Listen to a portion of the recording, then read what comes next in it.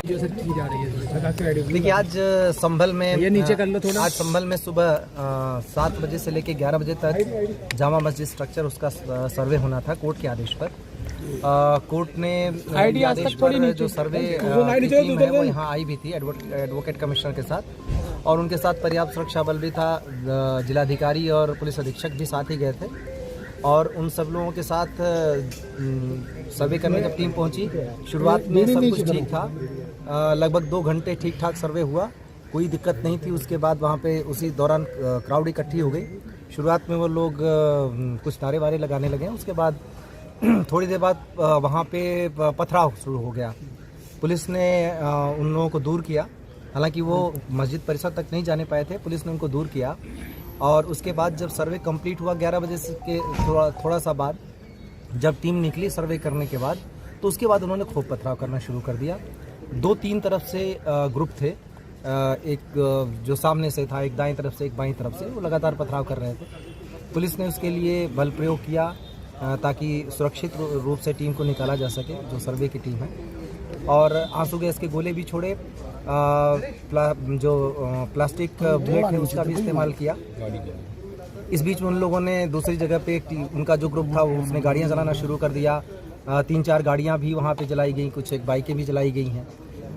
उन लोगों को हटाने के लिए भी पुलिस ने फोर्स का इस्तेमाल किया। इस बीच में 2 ग्रुप आमने सामने थे, तो 3 ग्रुप बल्कि वहाँ पे थे 3 तरफ से।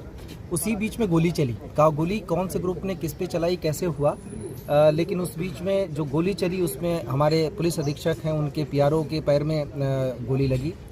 एक डिप्टी कलेक्टर का पैर फ्रैक्चर हो गया उसी हंगामे में। एक सीओ साहब के भी छर्रे लगे हैं, और करीब 15-20 जवान घायल हो गए हैं। एक कांस्टेबल के सिर में गंभीर चोट आई है।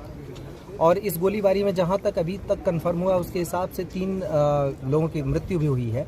उन 3 लोगों के नाम हैं नईम जो कोट करवी से हैं, बिलाल जो सराय तरीन से है, और नुमान जो हयात नगर सराय तरीन से है। इन तीनों लोगों के अब पोस्टमार्टम की हम तैयारी कर रहे हैं, और जो स्थिति है अभी वो फ़िलहाल कंट्रोल में है। बीच में जो वो ग्रुप था वो कुछ लोग घूम के चले गए दूसरी तरफ, नखासा की तरफ, और वहाँ पर मैं और डीआईजी साहब मौजूद थे। वहाँ पे भी पथराव किया गया।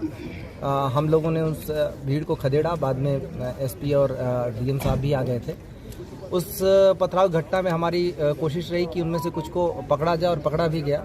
उनमें 2 महिलाएं भी पकड़ी गई जो छत पर से पथराव कर रही थीं, और काफ़ी कुछ 5-6 लड़के भी पकड़े गए। अभी तक कुल मिला के जो अभी तक संख्या 15 लोगों के करीब डिटेन किया गया है। उन लोगों से पूछताछ चल रही है।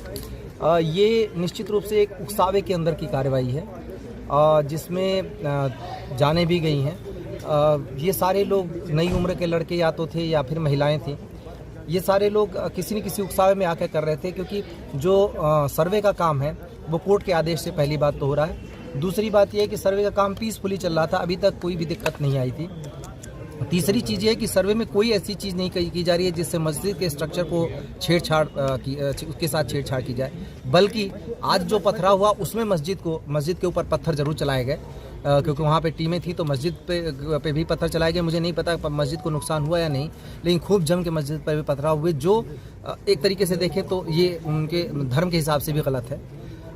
सभी को समझाने का प्रयास किया जा रहा है। सभी जनप्रतिनिधियों से भी हम लोग बातचीत में हैं, और बाकी लोगों से भी बातचीत कर रहे हैं। अभी तक स्थिति नियंत्रण में है, पूरी तरह शांत है, और आगे स्थिति नियंत्रण में ही रहे, कोई दिक्कत न हो, इसके लिए अभी हम सभी ने रणनीति बनाई है। फोर्स पूरी तरह बाहर से भी बुला ली गई है, सभी जगह फोर्स मौजूद है, और हम किसी भी तरीके की घटना इस तरीके की अगर कोई करता है या उकसावे की जो कार्रवाई कर रहा है उसकी भी पहचान कर रहे हैं, और उसको भी हम जल्दी ही कानून के दायरे में। सर जामा मस्जिद के अलावा सर दूसरे इलाकों में भी जो सर पथराव हुआ है सर? हाँ, मैंने अभी आपको बताया कि जो एक एरिया था नखासा, जहाँ पे मैं और डीआईजी साहब दोनों मौजूद थे, वहाँ पे भी हुआ। वहाँ पे खदेड़ दिया गया। वहाँ पे ऐसी कोई चीज़ तो नहीं आई कि कोई इंजरी ऐसी चीज़ हुई हमारे जवानों को ही जो पत्थर से लगा, लेकिन हमने कुछ लोगों को अरेस्ट किया। उसमें 2 महिलाएं भी थी जो छत पर से पत्थर चला रही थी, उनको भी अरेस्ट किया है, और हम उस पर आगे की कार्रवाई कर रहे हैं।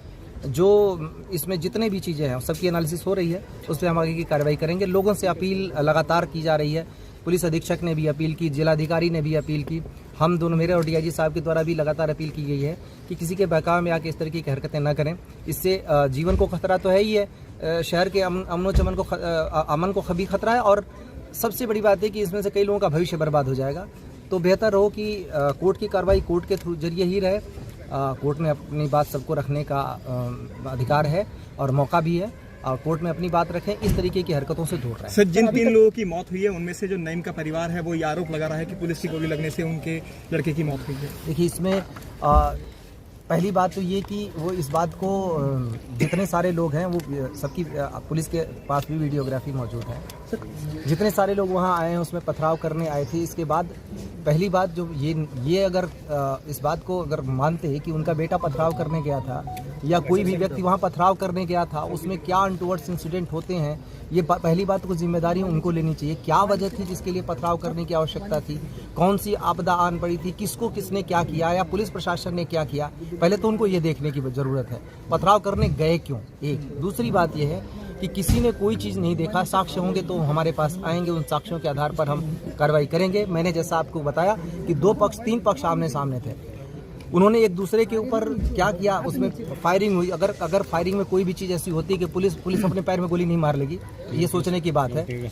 हमारे यहाँ हाथ में आप देखें कि पुलिस के टीयर गैस और जो प्लास्टिक के बुलेट थे जो भगाने के लिए अनुमन्य है, उसी के तहत कार्रवाई की जा रही थी, और मीडिया का भी पूरी रिकॉर्डिंग है। तो उसमें कोई किस आरोप लगाने से पहले ये सोचे कि, और पूछना चाहिए सबको सवाल कि उनके बच्चे, उनके परिवार वाले उस जगह पे पथराव करने क्यों जा रहे हैं, क्या वजह आ गई, क्या हो रहा है ऐसा जिसकी वजह से उन्हें पथराव करना चाहिए। तो सबसे पहले तो सवाल सोचने की ये है, कोई भी इस तरीके का इल्जाम लगाने से पहले खुद को देखे कि कोई ऐसी धर्म का काम करने नहीं जा रहा था, कोई पुण्य का काम करने नहीं जा रहा था, किसी की मदद करने नहीं जा रहा था, पढ़ाई करने नहीं जा रहा था, नौकरी करने नहीं जा रहा था। पूरे शहर को इन लोगों ने आग में झोंक दिया, झोंकने की कोशिश की। हाँ, हमारे सारे जो जवान हैं अपनी जान की परवाह किए बिना उसको झेल रहे हैं, देख रहे हैं। अगर ऐसा ही होता कि पुलिस को गोली मारनी होती तो बहुत सारी वजहें थी कि 2-2, 3-3 जगह पे हुआ, और जिस तरीके की चीजें थी, अगर गोली चलाने का रहता तो गोली चलाते।